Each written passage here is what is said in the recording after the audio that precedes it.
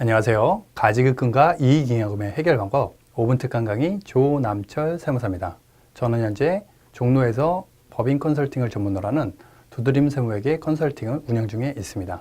자, 이번 시간에는 이익잉여금의 해결 방법 두 번째 시간 배당에 대해서 알아보도록 하겠습니다. 배당은 지난번 시간에 알아본 것과 같이 네 가지 방법이 있습니다. 첫 번째, 정기배당, 결산배당이라는 게 있고요.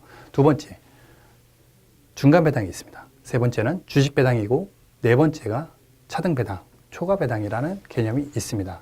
이번 시간에는 이익잉여금을 해결하는 방법 중에서 유효할 수 있는 두 가지 방법에 대해서 알아보도록 하겠는데요. 첫 번째는 차등배당입니다. 차등배당의 경우에는 아버지가 주식을 90% 갖고 있는데 아들은 10% 갖고 있다 이거죠. 이런 경우에 배당을 하게 되면 1억이라는 배당을 하게 되면 아버지 90%, 아들 10% 가져야 되지만은 배당 총액을, 전액을 아들에게 줄 수가 있다는 것이죠.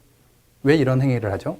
이 부분은 아버지는 이미 급여로 높은 소득이 발생이 됐다는 거죠. 1억, 2억, 3억이라는 급여가 발생됐고 아들은 연봉이 얼마 안 되거나 미성년자이거나 급여가 없는 경우에 이런 부분들을 배당을 받게 되면은 누진세를 회피할 수 있고 소득이 분산되고 궁극적으로 자녀가 결혼이라든지 주택을 취득했을 때 자금 출처에 대한 소명을 준비할 수 있는 부분으로 활용할 수가 있다는 거예요.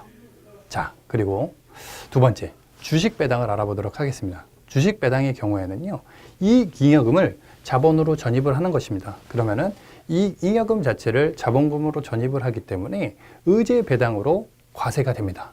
의제 배당으로 과세가 되는 경우에 의제 배당 소득세는 말씀드린 것과 같이 42%의 세금이 발생됩니다. 이런 부분에 있어 갖고 세금 계산을 해봐야 되겠죠. 무조건 할 것은 아니지만은 그래도 활용할 수 있는 부분, 이익잉여금을 자본금으로 전환하는 경우에 분명한 실익이 있기 때문에 이 부분에 대해서 검토를 할 필요가 있습니다. 자, 어떤 준비를 해야 될까요? 차등배당의 경우에는 우선 자녀가 주식이 없다 그러면 주식부터 주는 절차, 증여 또는 양도 그런 행위를 통해 갖고 주식을 줘야 되는 게 1차원적인 게 있고요. 두 번째, 주식 배당의 경우에는요, 의제 배당으로 과세가 되기 때문에 세율이 높을 수가 있습니다.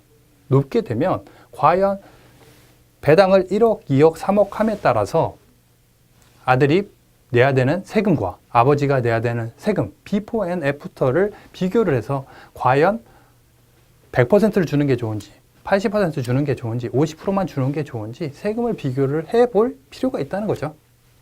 그런 부분 준비를 해야 되고요. 그 다음에 유의사항, 차등배당의 경우에는 주주평등의 원칙이 반드시 지켜져야 됩니다.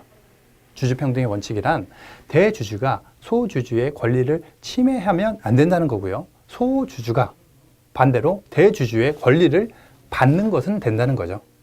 대주주가 소주주의 권리를 침해해서 평등한 것 자체를 깨게 되면 안 되고요. 소주주가 혜택을 보는 것은 괜찮다는 거죠. 소주주가 손실을 보면 안 되고요. 이득을 보는 건 괜찮다는 거죠. 그리고 주식 배당이나 차등 배당이나 주총 결의를 준수를 해야 되고요. 그 다음에 누진세, 아까 말씀드린 대로 비포 앤 애프터에 대한 세금 비교를 차등 배당이든 주식 배당이든 비교를 해봐야 되는 부분이 있습니다. 그리고 주식 배당의 경우에는 어떤 부분이 있냐면요, 이익 배당 총액의 2분의 1을 한도로 하기 때문에 현금 배당을 1억 한다고 했을 때 주식 배당을 5천만 원 한도로 할 수가 있습니다. 그렇기 때문에 반드시 현금 배당에 대한 부분도 집행이 되어야 된다는 것을 유념하셔야 되겠습니다. 자, 이번 시간에는 이익잉여금의 해결 방법, 배당에 대해서 알아봤는데요. 차등 배당, 그 다음에 주식 배당에 대해서 한번 검토를 해보시고요. 실제적으로 우리 회사에 유용하겠다 싶으면은 구체적인 세금 비교를 해서 활용을 하시면 도움이 될 것 같습니다. 이상 5분 특강 강의 조남철 세무사였습니다. 감사합니다.